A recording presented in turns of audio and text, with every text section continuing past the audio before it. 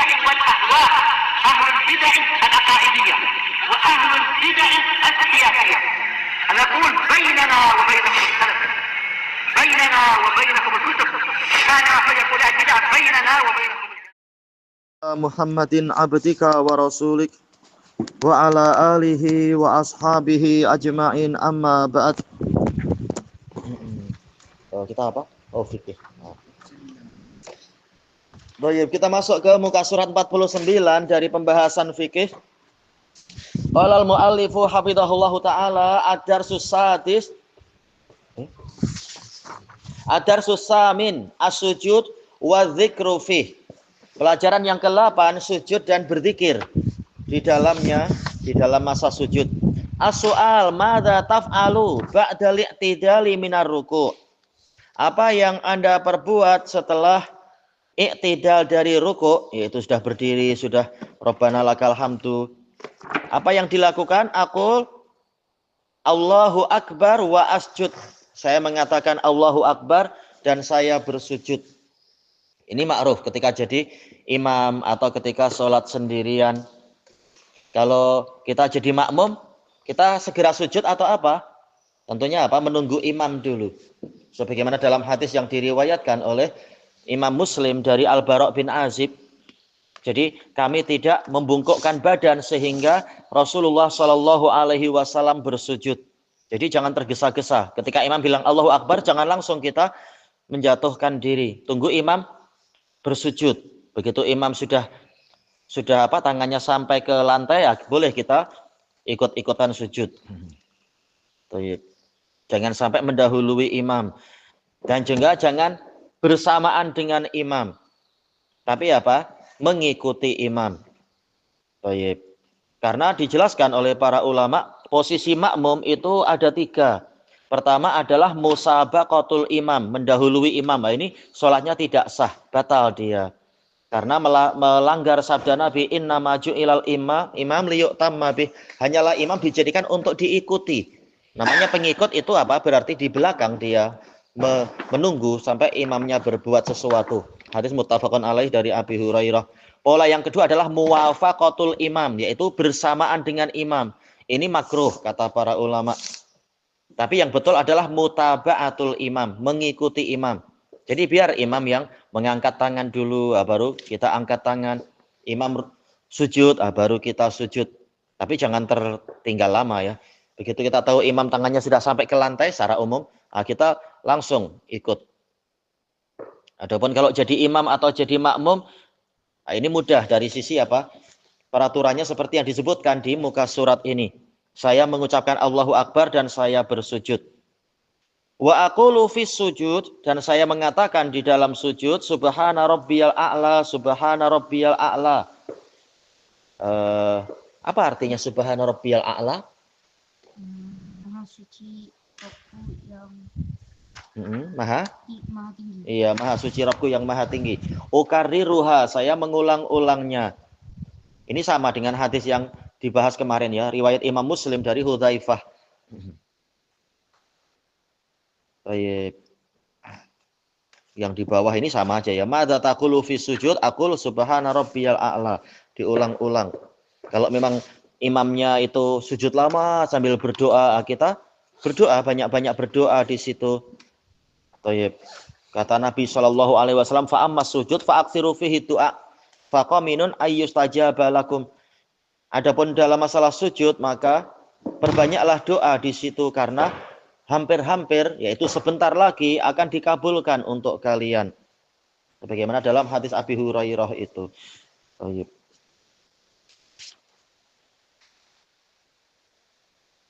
Kemudian masuk muka surat yang berikutnya, yang ke-50. Ad-darsut tasi, pelajaran yang ke-9, a'dha'us sujud, anggota-anggota sujud. Ya rahmakallah. As-soal, ma hiya a'dha'us sujud? Apa anggota-anggota sujud? Yaitu ketika kita sujud, apa saja yang menempel ke tanah? Tayyib. Al-jawab, a'dha'us sujud sab'ah. Anggota sujud itu ada 7. Al-jabhah ma'al anaf, yaitu kening dengan hidung.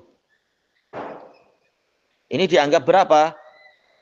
Sebagian mengatakan ini cukup dianggap satu, ada yang mengatakan ini dianggap dua. Tinggal dikira sesuai tidak nanti angkanya. Ada yang mengatakan ini satu, udah dianggap satu tulang. Sebagian fuqaha mengatakan ini semua dianggap satu tulang. Karena Nabi dalam riwayat yang lain sab'atu a'zum, sujud di atas 7 tulang.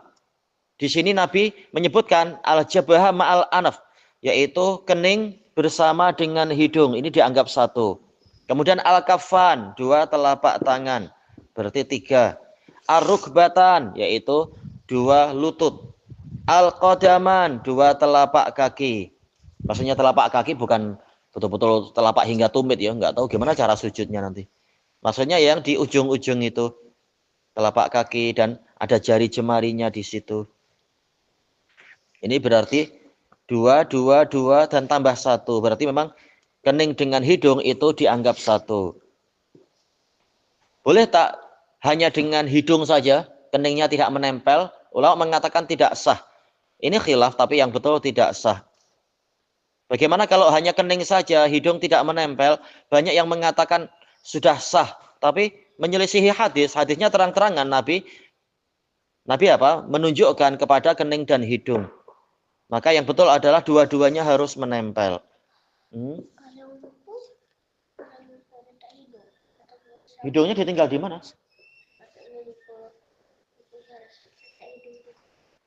Cuma letak kening aja. Semoga dimaafkan. Masih khilaf para ulama. Tapi kalau ingin mengulang itu lebih baik. Cuma kalau mengulang berarti apa? Ketika duduk, ulang sujud sekali lagi. Kenapa?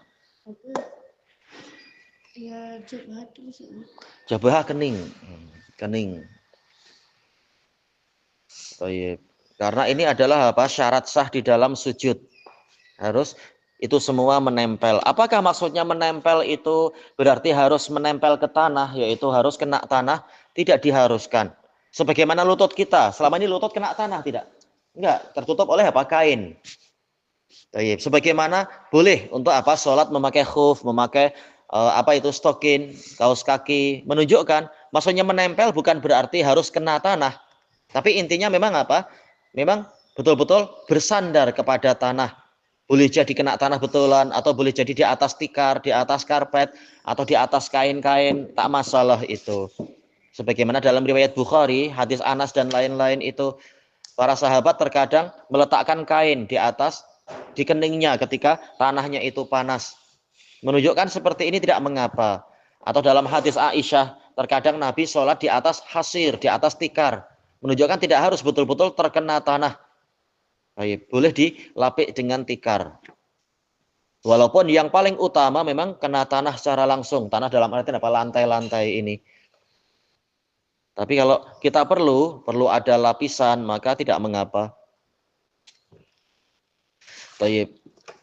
Di bawahnya beliau mendatangkan dalil. Ini lebih bagus ya seandainya semuanya dikasih dalil di bawahnya. Sehingga kita lebih tahu sandarannya ini. Qala Rasulullah, kenapa? Kalau kita sholat di atas tikar. Kenapa? Kalau kita sujud di atas tikar. Pas tuh? Aku sah. Sah, biasa. Rasulullah sujud di atas tikar. Yang penting tikar jangan dimakan. Jangan sambil sujud kraok-kraok makan tikarnya. Rasulullah sujud di atas hasir, di atas tikar. Sahabat sujud di atas kain, tak masalah. Diletakkan kain. Itu tidak masalah. Yang penting kalau tidak perlu ya karena intinya diusahakan untuk menempel ke tanah. Tayyib qala Rasulullah sallallahu alaihi wasallam umirtu an asjuda ala sab'ati a'zum. Nah ini dia. Saya diperintahkan untuk sujud di atas 7 tulang. Al-jabhah. Nabi menyebutkan jabhah yaitu kening, tapi wa asyara biyadihi ala anfih. Tapi menunjuk dengan tangannya ke hidung, menunjukkan jabhah dengan anaf itu jadi satu. Jadi dua-duanya harus menempel ke tanah. Kening dengan hidung. Kalau mata boleh? Sujud dengan mata gimana? Nggak boleh, gimana caranya kita? Baik. Wal yadain, 2 tangan. Maksudnya adalah telapak tangan. Bukan sampai siku. Bahkan Nabi melarang untuk kita sujud seperti tiarapnya hewan-hewan buas itu. Yaitu sikunya menempel ke tanah atau menempel ke paha. Kalau letih, apa? Terkadang menempel ke paha, kecuali terutama waktu Ramadan ya, imamnya sholat sujudnya panjang, tangan terkadang sampai kena paha. Insya Allah dimaafkan, tapi jangan sampai menempel ke tanah agar tidak menyerupai tiarapnya hewan-hewan buas, menyerupai kucing atau singa atau apa itu. Warijlain, dua kaki, maksudnya ya hujung-hujung itu. Baik. Wa atrafil qadamain, hujung-hujung dari dua telapak kaki. Iya betul. Berarti ini ada berapa? Jabahah dengan hidung jadi satu. Kemudian dua telapak tangan. Kemudian rijlain, berarti rijlain yang dimaksudkan apa ya? Rukbatain berarti maksudnya ya. Rukbatain yaitu lutut. Kemudian ujung-ujung kaki, iya. Hadis ini diriwayatkan oleh Bukhari dan Muslim dari Ibnu Abbas. Hadis Ibnu Abbas radhiyallahu anhuma.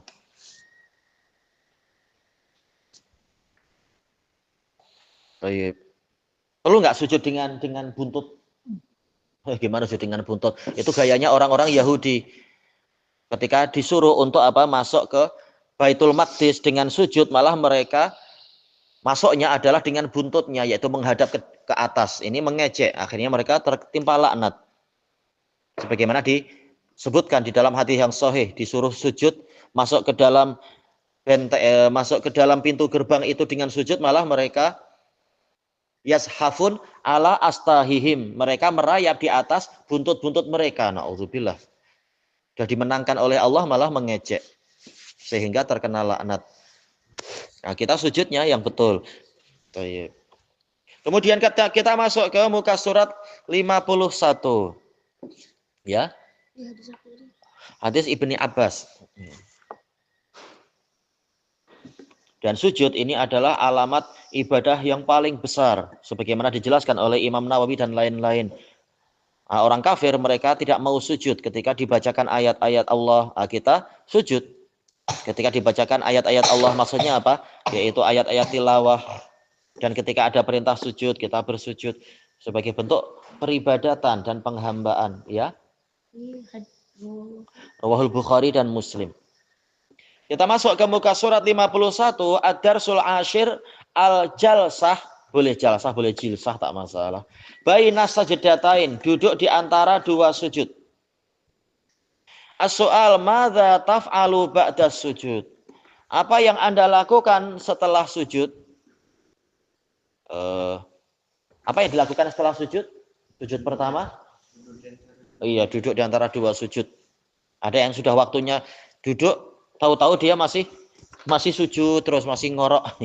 Ketika hari Jumat ada orang yang seperti itu di beberapa negara.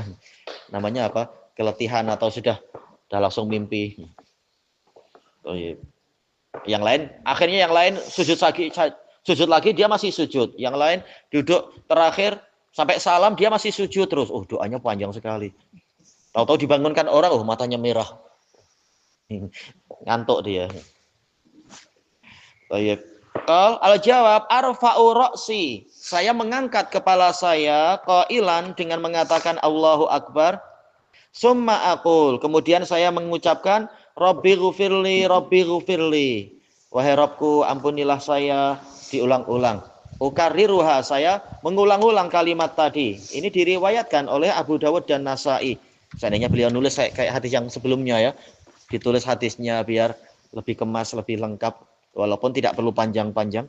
Ini diriwayatkan oleh Abu Dawud dan Nasai dari Hudzaifah radhiyallahu an.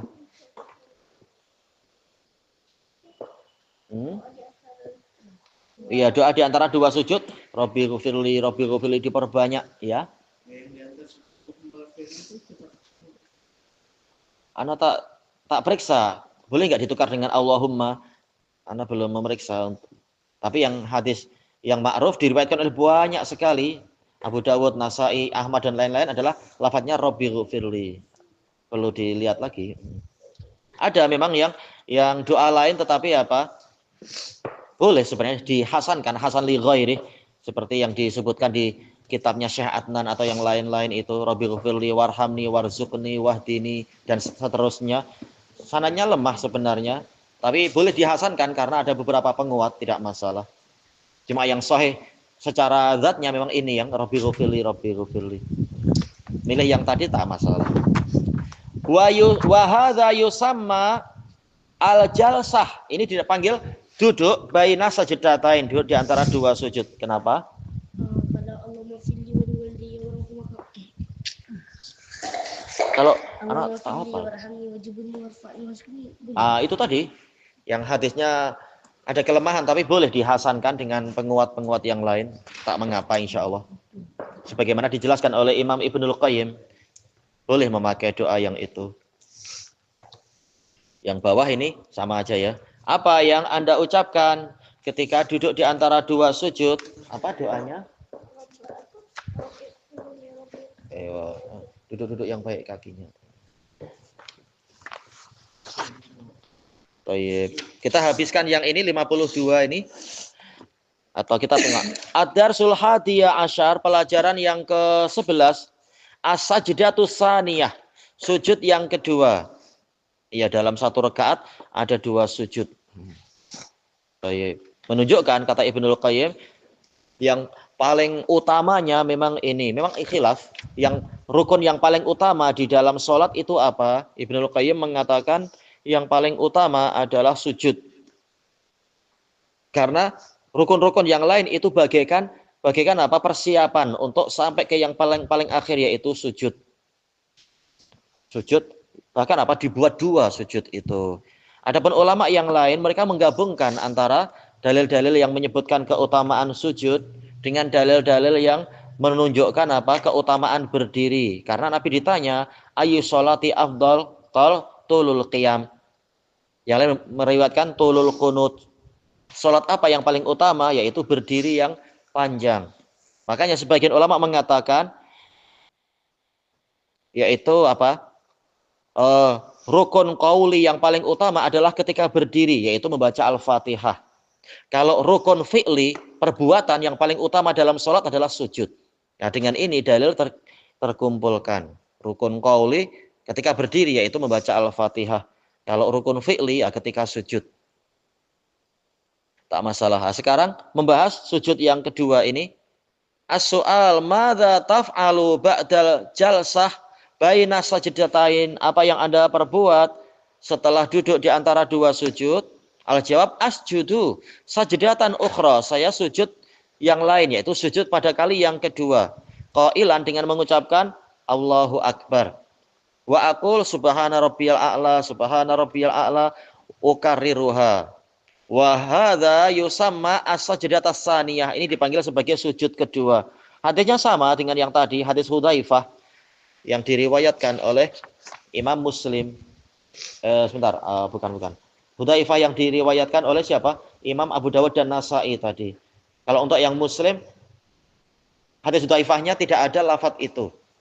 Jadi kita pakai yang ini aja, Abu Dawud dan Nasa'i.